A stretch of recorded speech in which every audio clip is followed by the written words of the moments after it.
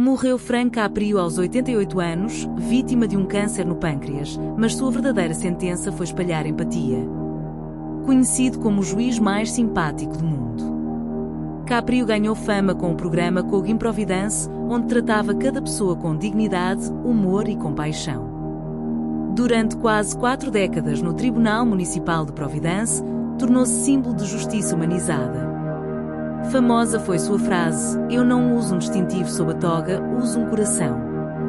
Nos últimos dias, em um vídeo emocionado do hospital, pediu orações aos seguidores, encerrando com serenidade sua jornada pública. O governador de Rhode Island decretou luto oficial e seu legado permanece: justiça com coração.